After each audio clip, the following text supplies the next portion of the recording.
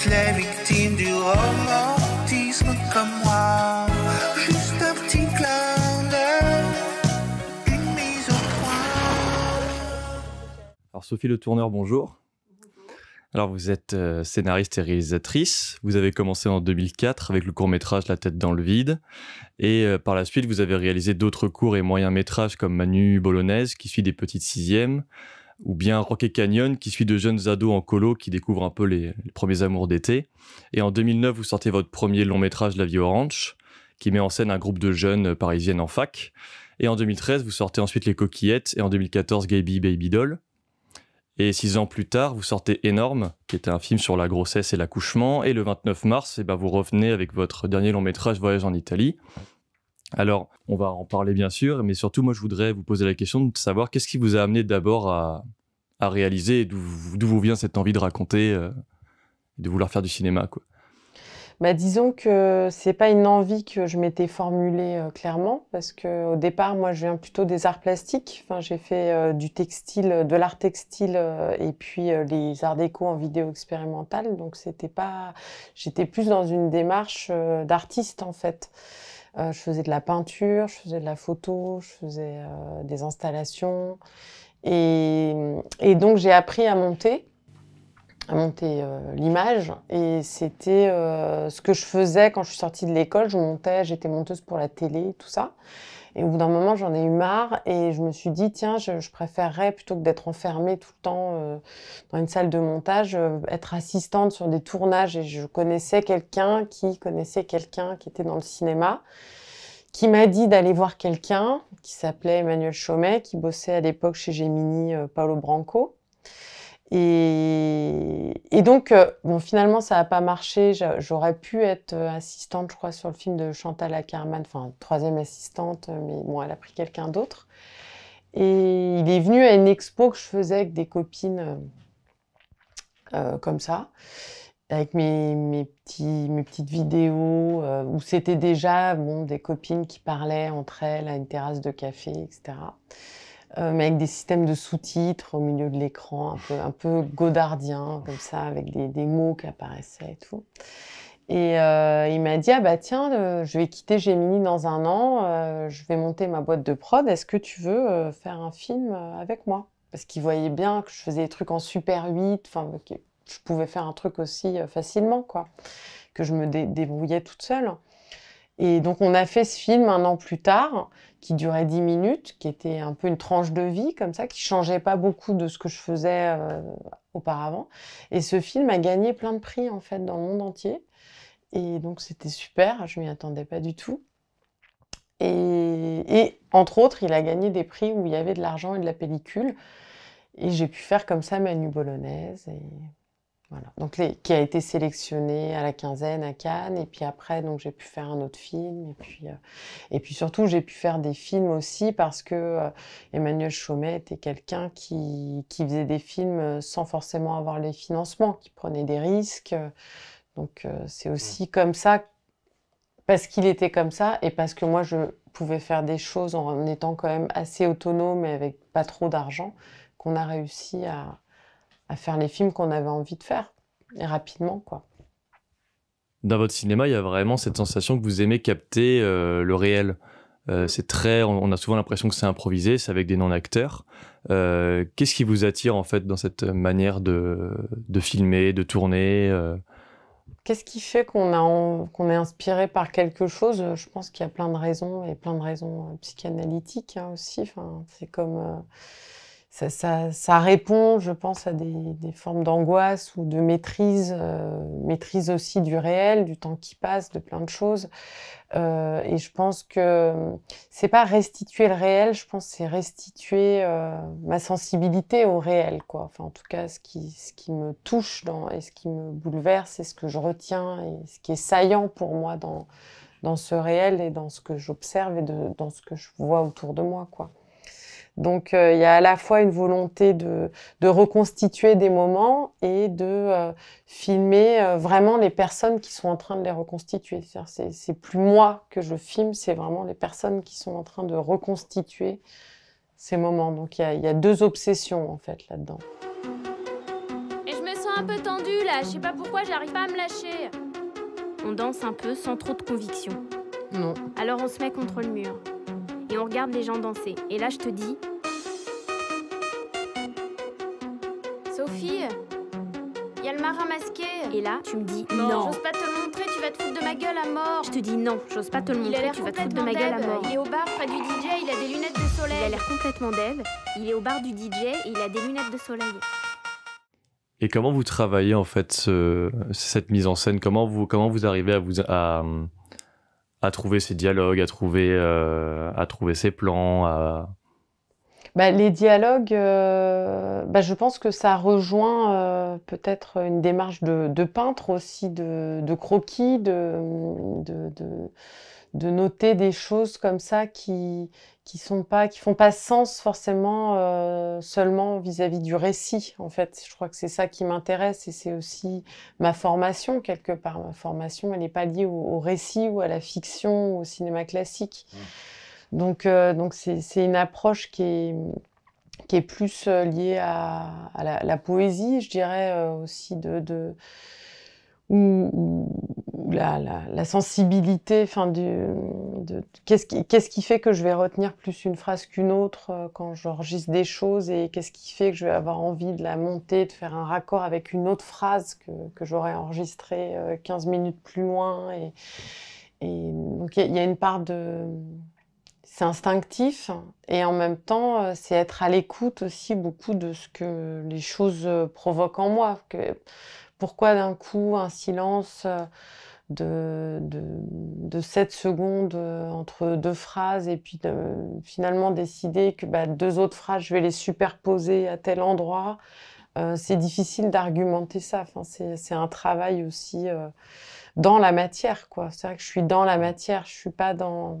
C'est pas abstrait en fait, je pense que c'est assez organique comment je travaille.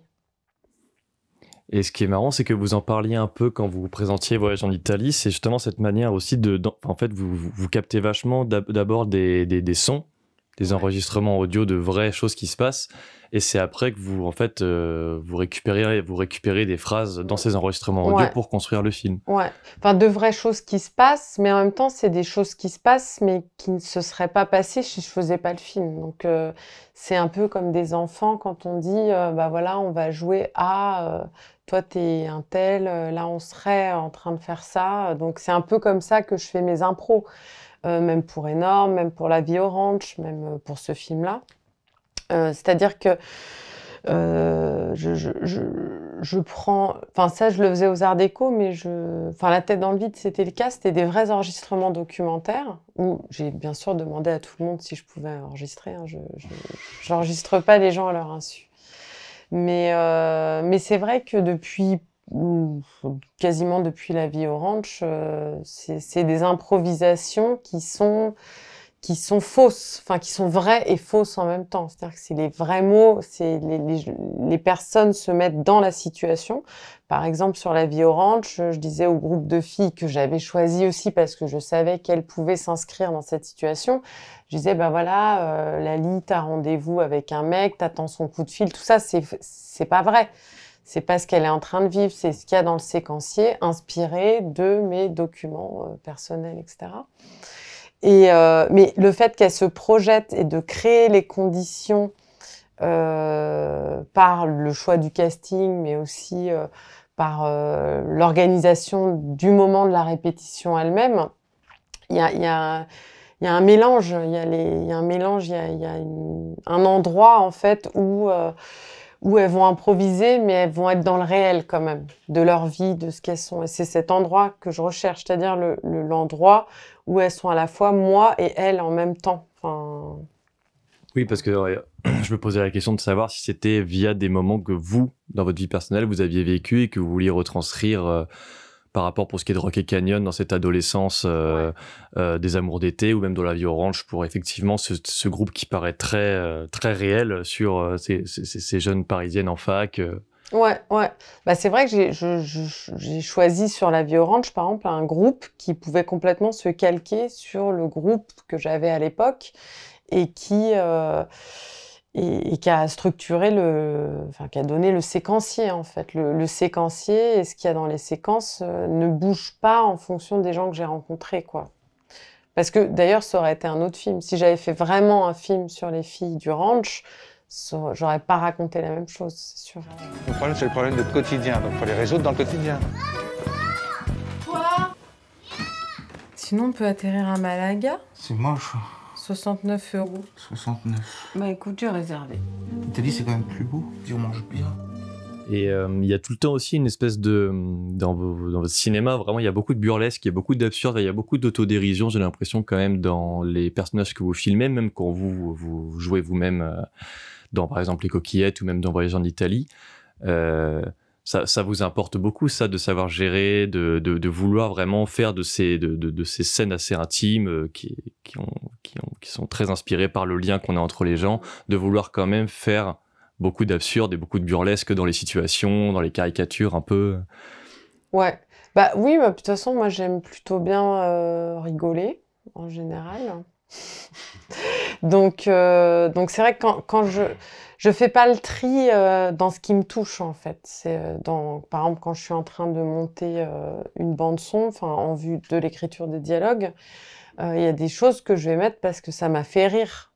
Donc, mais il y a d'autres choses que je vais mettre parce que ça m'a troublée, ou parce que je trouve ça beau, ou parce que je trouve ça triste.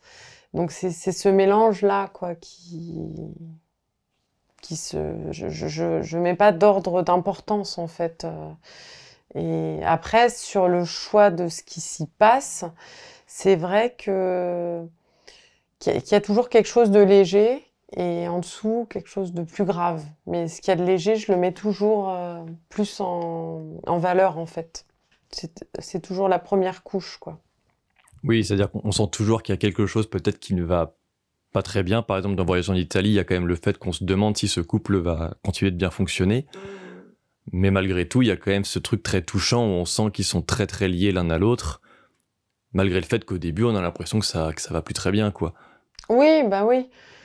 Oui, puis il y a des scènes, par exemple, je pense à une scène quand on est le premier soir de l'arrivée en Italie, où on a l'impression que ça y est, ça va repartir du feu de Dieu parce que tout va bien, on a l'air amoureux au restaurant, on boit du vin, etc. Et en fait, il s'endort, et donc mon personnage a mis une espèce de nuisette ou un truc vraiment, on sent que c'est pas du tout le truc que je mets d'habitude. Et en fait, je vois qu'il s'endort. Et je remets ma vieille chemise de nuit. Et quelque part, ça pourrait être traité de façon complètement dramatique aussi, cette scène. Ça aurait pu être une scène filmée différemment, où je me mets à pleurer. Ça aurait été possible. Et c'est vrai que je préfère... c'est plus ma distance à moi, en fait, ce truc-là. Je préfère rire des choses que... Enfin, pas m'en moquer, hein, d'ailleurs, mais en rire avec tendresse, quoi, que d'en pleurer, ouais. C'est un peu ce qu'il y a aussi dans La Vie au ranch, par exemple, parce qu'il y a aussi malgré le fait qu'elle soit vraiment dans une sphère, les personnages, il y a des moments un peu dramatiques qui se passent, voilà, la disparition de la grand-mère du personnage principal, par exemple, mais il y a un peu cette volonté de ne pas en faire effectivement quelque chose de poussif dans le drame. C'est juste que parfois elles veulent juste esquiver le truc. Parfois justement ce petit moment un peu triste, vu qu'il n'est pas traité de manière triste, paraît soit un peu gênant, soit un peu rigolo. Et c'est vrai que c'est particulier, je trouve, comme façon de faire, comme façon de montrer un peu les scènes qui pourraient être dramatiques ou qui pourraient être très tristes. Ouais. Oui. Non, mais c'est marrant parce que c'était dans Manu Bolognaise, à la fin, il y a une lettre qui est hyper dure, voilà, sur une lettre... donc c'est sur la fin d'une amitié fusionnelle entre deux petites filles de 10 ans. Et donc, à la fin, il y a une des petites filles qui est clairement passée dans la préadolescence, qui est dans une chambre, elle a un mec, il n'y a que des mecs sur le lit avec elle. C'est un peu la fille qui rentre dans le groupe de mecs, quoi. Et elle lit, en fait, il y en a un qui lit à voix haute une lettre d'amour quasiment de sa copine qui lui dit « Tu me traites comme une vieille chaussette ». Bon, en plus, c'est une vraie lettre, c'est la lettre que moi j'avais écrite. Donc en plus, il lit la vraie lettre et ils font des blagues en fait dessus. Et donc la scène est très violente Et en même temps, c'est vrai que c'était important pour moi de désamorcer le truc.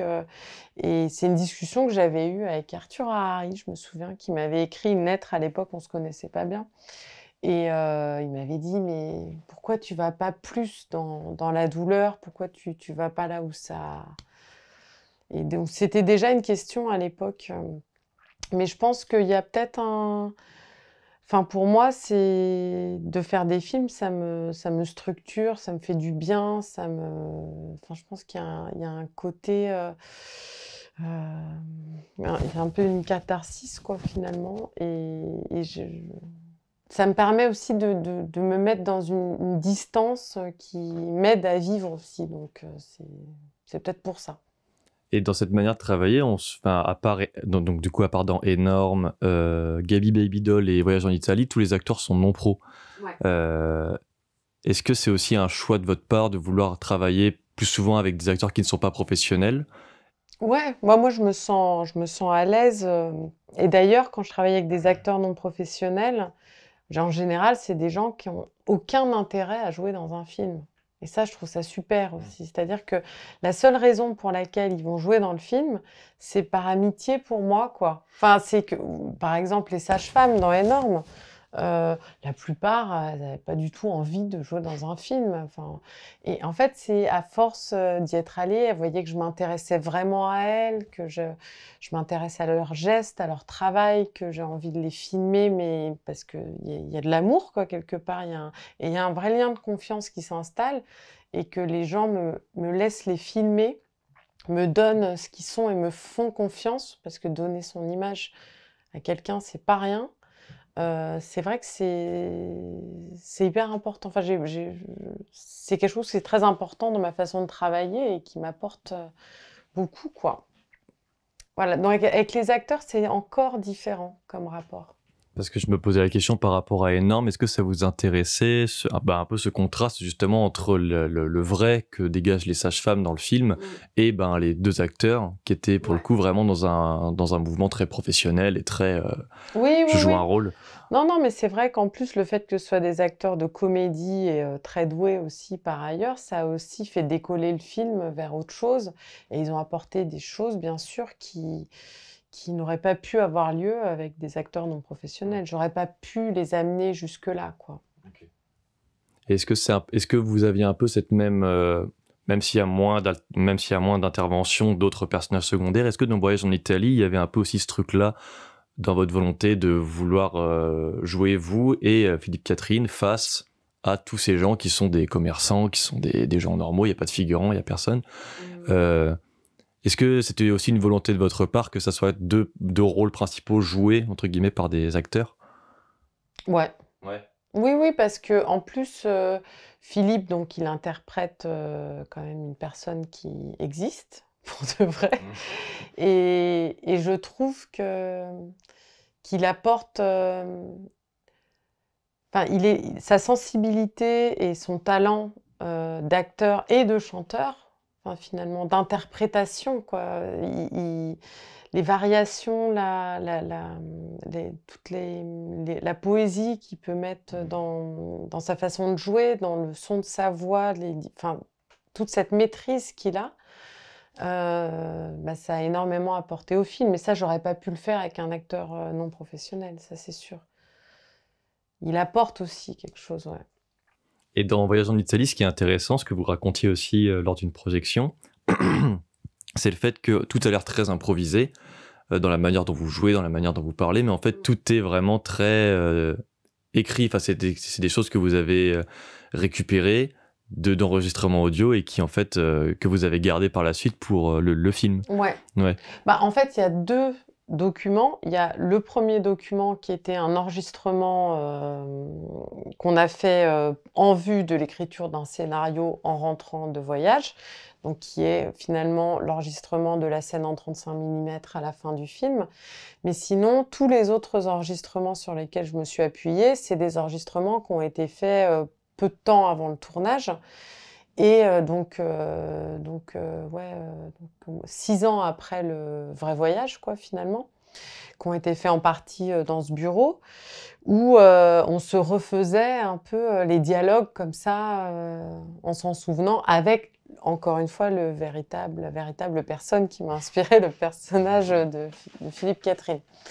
Et ça, c'est quelque chose après que j'ai monté. Donc, des fois, on pouvait improviser 3-4 fois la même discussion. Par exemple, la discussion sur densité, pas densité, quand on monte le volcan, sur l'urbanisme. Et après, moi, j'ai pris les phrases que je préférais et j'ai complètement reconstruit la conversation. Mais c'est des choses qu'on a fait ici, quoi.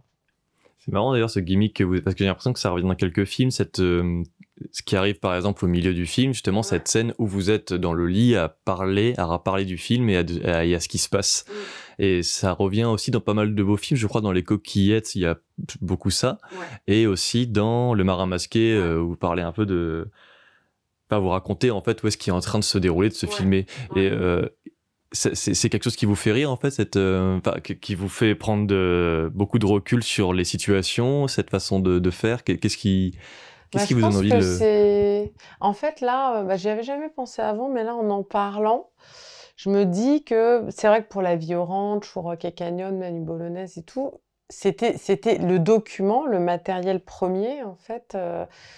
C'était des choses qui existaient avant que je commence à faire des films. Mais évidemment, quand je vis des choses maintenant, j'ai conscience que éventuellement, peut-être que ça pourrait faire un film.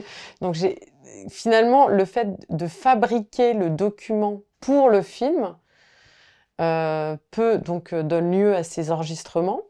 Et quand j'entends les enregistrements, eh ben, je suis rattrapée par même ma sensibilité aux enregistrements. Donc, j'ai envie de mettre l'enregistrement dans le film. Enfin bon, voilà. Donc, c'est comme ça que ça se passe.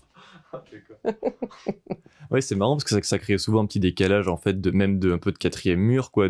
Ouais, c'est ça. Et je trouve ça assez beau, même quand je l'écoute. Par exemple, là, l'enregistrement que j'avais fait avec Jean-Christophe pour le film, je pense que à la base c'était plus pour me souvenir, me rappeler tous les détails, commencer à écrire le séquencier, etc. Et en écoutant le truc, je me suis dit mais le lien il est là en fait, le lien dont je veux parler, il est là, je l'entends, je le sens, c'est sensoriel aussi, voilà. Donc c'était le film. Et surtout, je me suis dit ce qui est beau, c'est que toute la première partie, on est là, on court après ce lien. Enfin, on a l'impression de vouloir retrouver un lien qui est le lien de la rencontre, mais on le retrouvera jamais. Et on se dit bon bah ils ont qu'à se séparer quoi. En fait, ça marche pas. Et dans la deuxième partie, d'un coup, on voit le lien. Mais le lien, il est là. Et il est là parce qu'il y a eu un passé, parce qu'il y a eu des histoires et parce qu'on a un passé commun et qu'on se le raconte. Donc voilà, donc tout prend naissance. Et vous avez directement pensé à Philippe Catherine, du coup, pour ce rôle-là, dès que vous l'avez... Ouais. Bah, de toute façon, Jean-Christophe, c'était pas possible, hein, il n'allait pas jouer dans le film. Et puis, il aurait pas su le faire. Mais Philippe Catherine... Après, au bout d'un moment, la question du double se pose, parce qu'elle se pose à chaque film. Bon, là, ça a été plus simple pour moi, j'ai directement joué dedans, donc je me suis moins posé la question du double. Mais le double de Jean-Christophe, oui, je pensais à Philippe depuis longtemps, même avant Énorme. Pour sa sensibilité, c'est ça, pour ce qu'il dégage un peu aussi dans sa... Il est très tendre, en fait, dans la tendresse qu'il dégage dans le film, dans sa maladresse. Mais je pense que c'est un bon mélange entre Jean-Christophe et moi, justement. Je pense que c'est un bon mélange parce qu'on peut être très proche avec Philippe sur une sensibilité très proche, même quand on écoute ses chansons, son rapport au sérieux aussi, c'est-à-dire d'être dans cette distance-là, de quelque chose de drôle et de léger, et en même temps, c'est très morbide. Enfin, toutes ces chansons parlent de la mort. Il y a quelque chose de très grave et de très triste, en fait, dans ce qu'il fait. Et en même temps, il est dans un état d'esprit dans lequel je me reconnais, et aussi sur la poésie du quotidien, des choses plus triviales et enfantines, son rapport à l'enfance, son rapport à la bourgeoisie aussi, enfin à plein de choses en fait. Oui, vous parlez de quotidien, c'est vrai que c'est souvent ce qui ressort aussi dans pas mal de vos films, c'est qu'en général, dans les films un peu plus mainstream, on va dire, on éclipse un peu, on ellipse les moments un peu du quotidien pour donner des scènes qui auraient un intérêt un peu scénaristique, alors que c'est vrai que vous, votre cinéma, il se porte beaucoup, justement, il apporte beaucoup de choses sur la puissance un peu du quotidien, quoi. Ouais. Ça, c'est un truc qui vous plaît beaucoup aussi dans les constructions de vos films. Oui, enfin la puissance du côté, je dirais que, enfin, la puissance de la vie, enfin sur la fiction. Enfin, c'est vrai que moi je suis pas, enfin j'ai regardé beaucoup de films quand j'étais plus jeune, quand j'en faisais pas, et j'en regarde encore, mais c'est vrai que je trouve la vie tellement plus puissante que les films. Enfin, pour moi, là, les films, ils arrivent à montrer ça, et un moment de vie, c'est mais n'importe quoi, enfin n'importe quel moment, enfin tout est ultra puissant. Et je le ressens. Après, c'est une ultra sensibilité à ça, hein. Et en plus de ça, il y a le fait aussi que vos films s'affranchissent vraiment de tout moyen technique énorme que peuvent avoir les gros films français d'habitude. Est-ce que ça aussi, c'est une volonté de votre part de vouloir essayer d'être le plus modeste possible, en fait, dans cette manière de travailler, de fonctionner? Je me sens à l'aise avec des petites équipes.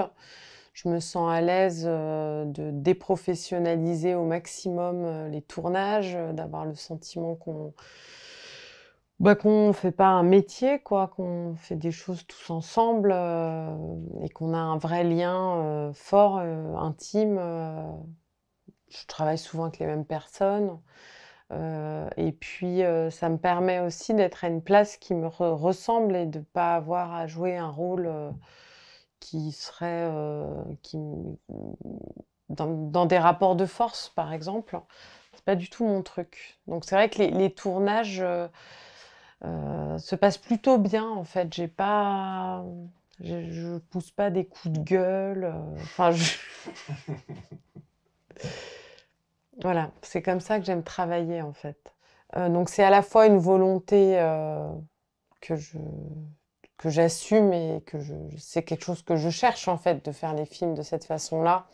Et je pense que dans le fond, c'est aussi politique, quoi. C'est aussi une forme de décroissance du cinéma. C'est vrai qu'aujourd'hui, on peut faire des films avec quasiment rien. Enfin, on a vraiment les moyens techniques, même pour le montage. Enfin, on peut tout faire un peu soi-même, quoi. Donc, j'aimerais développer un peu les deux, quoi. C'est-à-dire être à la fois me radicaliser. Enfin, ne pas essayer de faire des films qui ont le cul entre deux chaises, en fait.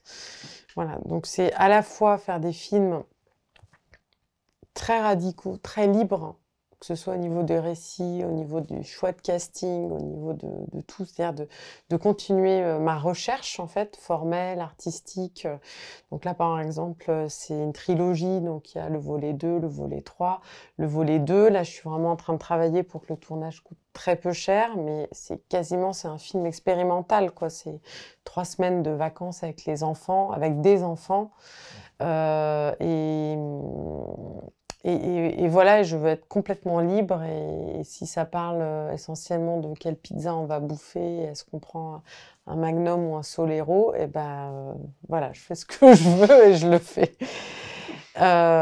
Et c'est cohérent que ça n'intéresse pas tout le monde, et c'est cohérent que le film ne coûte pas très cher, et que du coup, la sortie, elle est proportionnelle au budget du film. Si le film il coûte 300 000 €, bon, ben, on peut s'en sortir en faisant 10 000 ou 20 000 entrées. Enfin voilà, c'est trouver aussi un équilibre entre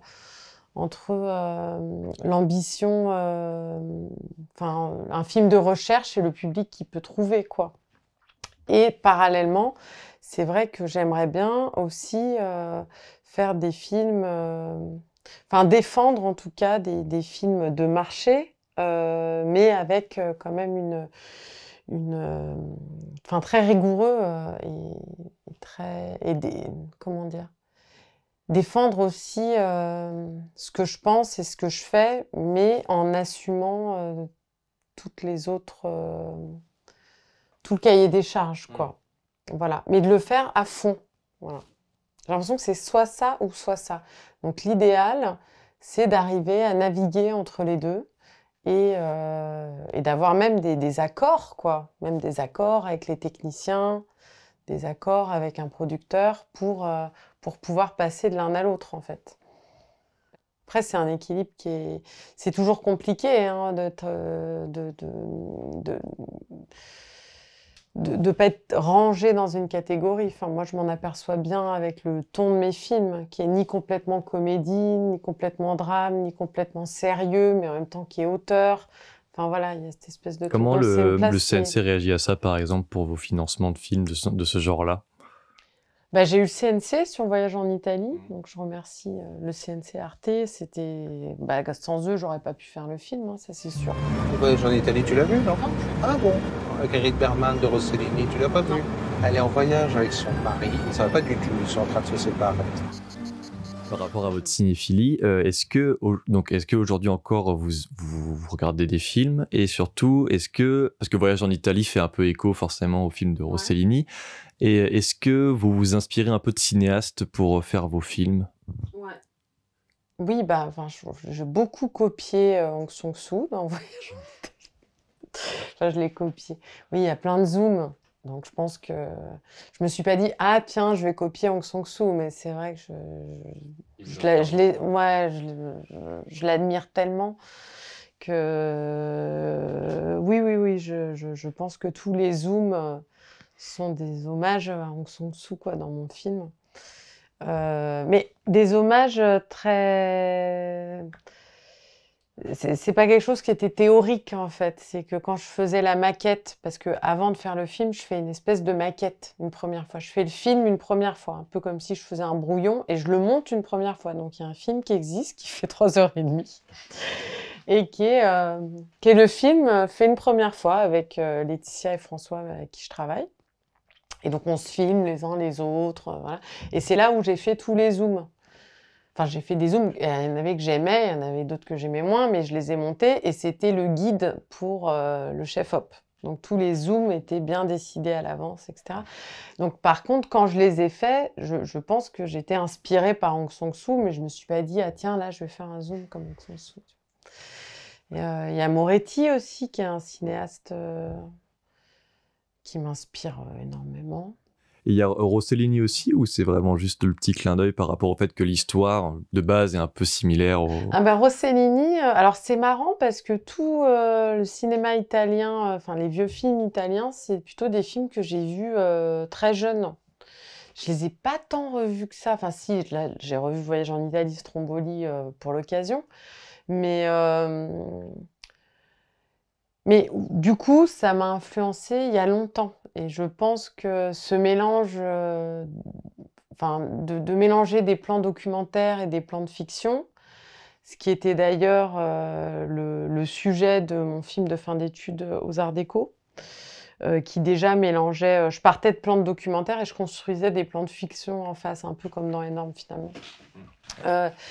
Oui, je me souviens que j'avais eu un cours sur Rossellini et voilà, qui expliquait que c'était le premier à avoir fait ça et tout ça, et avoir inclus des plans documentaires dans une fiction. Oui. Donc évidemment, de toute façon, on se construit aussi avec ce qu'ont fait les autres et ce qui nous touche et ce qui nous bouleverse. Et donc, Eustache aussi, je pense que c'est un cinéaste qui m'a beaucoup influencée, enfin qui m'a... Et c'est vrai que quand j'ai appris qu'il travaillait en enregistrant aussi des conversations téléphoniques et tout ça, enfin, je pense que oui, c'est pas par hasard, quoi. Non, il y en a plein. Les Antoine Doinel aussi. Je pense plus dans l'esprit de comédie des Antoine Doinel. Kéchiche aussi, qui est quelqu'un que j'admire énormément. Bah en tout cas, on vous souhaite le plus grand succès pour Voyage en Italie déjà. Ah bah merci. Donc au cinéma le 29 mars. Et puis merci beaucoup pour l'interview. Bah de rien, merci à vous. Je me barre de ce hôtel. On mange pas là, hein. Non. On a les mancelli et tout est tiramisu. On profite quoi, allez. Ma mère, j'ai un message de ma mère. Père. te jure, je ne peux plus là. On va rester là. Plus près du mur là. Tu lui as donné la clé. Mais c'était qui ce mec? Un mec, je sais pas moi, un mec... Tu genre, on s'est fait piquer la bagnole. Donc la question, est-ce qu'on fait quoi? Encore? Ok. C'est brûlant. Franchement, j'en peux plus. Deux. J'ai chaud, j'ai chaud. Pour toutes les victimes du